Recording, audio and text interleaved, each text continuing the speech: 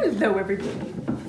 Hello everybody. So I had this whole plan to film outside today because I thought it would be a nice change of scenery for you guys, and the weather is super nice, so I want to spend time outside. However, the neighbor started pressure washing his driveway, and that's really noisy and it's gonna probably take a long time, so I'm just gonna stay inside. And here's why I don't want any kids. It's really very simple. I've never felt like I wanted to be a mom.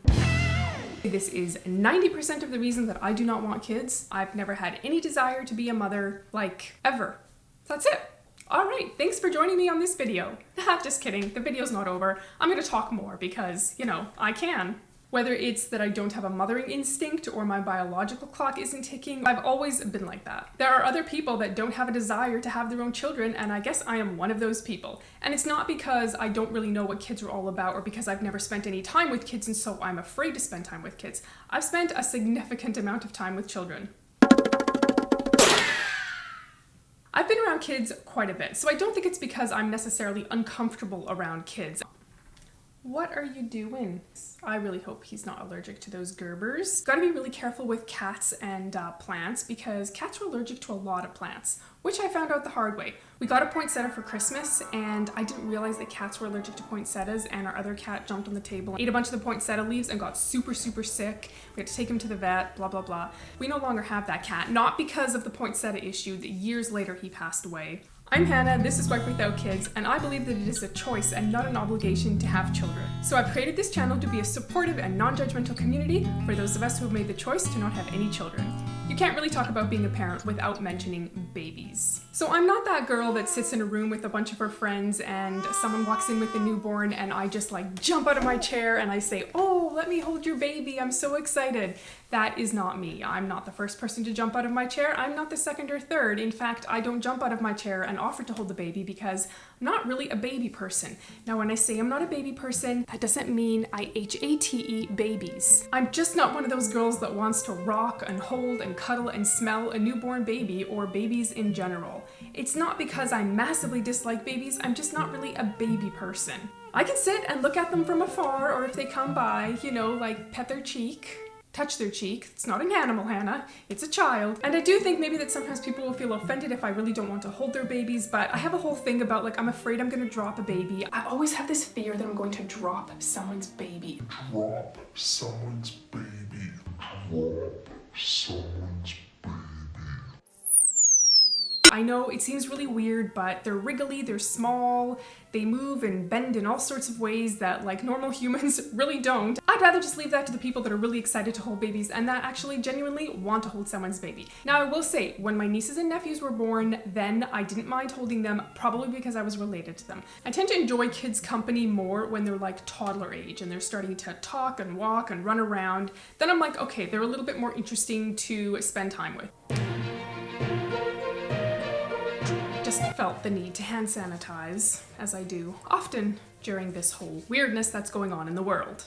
There are a few other reasons, and this probably makes up the other 10% of why I do not want to be a parent. I'm content and happy with my life right now, the way that it is. Oh, hello. Okay, I guess he's gonna be here with me for a while. You know how there's kind of this idea that you go about life, you get your education, then you find the person you want to spend the rest of your life with, and then once you've done that and you've sort of figured out what your living situation's going to be, then you start having children. So once Michael and I got married and started our life together, we kind of got into this groove. And you know, it can take a little while to sort of balance your relationship with your job and all the other tasks that you do in grown-up life. And once you kind of get into a groove and you kind of get into a rhythm and you get into a life that is somewhat predictable, it starts feeling really comfortable and it starts feeling like, okay, we're figuring things out, we're adulting and we're being successful at it most of the time. And you kind of just wake up one day and you realize you're really happy and you're happy with how life is and nothing feels like it's missing, and it just feels like you're with your best friend, you're doing life together with them. I mean, life isn't perfect, no one's life is perfect, but overall I feel like we've gotten a pretty good groove into how we live life, and I can't really see that changing. The thought of it actually changing doesn't appeal to me because I really like how things are. I don't feel like anything is missing. That's the part where maybe we're really different than most people, because most people get to a point where they're like, okay, we're ready to add kids. Let's do this thing. You know, then life will be complete. And I've never felt that life is not complete without children. If we don't feel like anything is missing in life and neither of us want children, it makes absolutely no sense to have kids just because that's what we're supposed to do. I don't really feel like that my life can be improved upon in that sense, where now we're going to take this huge step and life is just going to become 1,000 times better. I just don't see that happening. It's interesting how social norms are so ingrained into people's minds that they will say things that maybe sound, maybe a little bit impolite sometimes, but they don't even really realize it. Quick story time. My husband and I moved into this house several years ago, and we had met most of our neighbors, obviously, but there was one neighbor we'd never spent a lot of time getting to know yet. And one day my husband and I were outside, and so he wandered over and he was making some small talk with us, and he eventually asked us if we had children, and we said no. He was kind of looking all around at our house, and then he said, "Why would you buy such a big house if you don't have any children?" And just at that moment, our cat, the one that ate the poison poinsettia, jumped up onto the windowsill of our second-story floor, and he's like, "There's a cat in your window." And we said, "Yeah, that's our cat." And he just said, "Oh, that's weird." And then he just turned around and he walked away.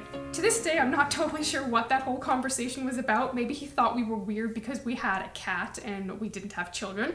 I enjoy our flexible life. I'm not saying that people with children can't have a flexible life, but there would be a massive shift from the flexibility that we're used to now to the flexibility if you had a child. Just to be able to get up and go anytime, anywhere. We can sleep in late in the morning if we want to. We can get up extra early if we can stay up late at night. If we can pop down to the grocery store. Neither of us are going to get too cranky if we switch up the schedule or do something totally different today than what we had originally planned. We are easily adaptable to our environment, and that doesn't always happen with children. If we wanted to move into a different home, we could, and we wouldn't have to worry about what school district our kids were going to be going to. I know exactly what my husband likes. I know what he'll eat. I'm never going to fight with him that he has to eat his supper. I know these are like simple examples. I think there are so many things that we have flexibility in that we don't even realize. Sometimes I worry about finances.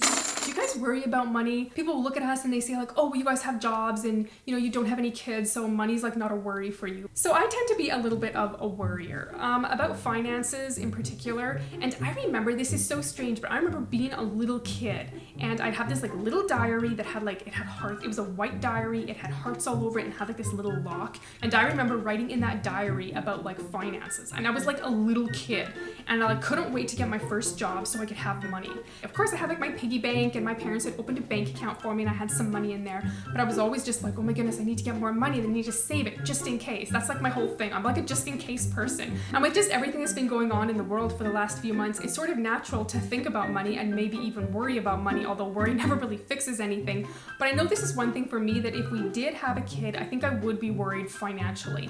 In the back of my mind, there's that little thing like, "Oh my goodness, it is really expensive to raise a kid." And it's like, there's nothing that's really predictable in life anymore, or so it seems. And so anyway, I'm really trying to not worry about money anymore. But I do think if we had a kid, that worry would be like stepped up by a couple of notches. So something else that falls into this like little 10% of the reason we don't have kids thing: energy. Kids take up so much energy. I don't have kids and I know this. We hang out with friends that have kids and I'm like tired watching their children. How do parents keep up? You must just get used to literally running on empty all the time. And I just admire parents for that, because I'm an insomniac, like for real, I'm not making that up. I have a really hard time sleeping for various reasons. And I had like a couple days ago and I was just like done. And then when I came home, the cats met me at the door and they're crying because they were hungry for food and they wanted attention. They wanted me to pet them and scratch them. If these were kids, we'd be in real trouble, because they need more than just like a 3-minute pet and a squeeze and some kibble in their bowl. I guess that's why people drink a lot of coffee. I am not a coffee drinker at all, because caffeine and insomnia do not go well together. And here's the thing, it is true. When like 10 years ago, I had way more energy.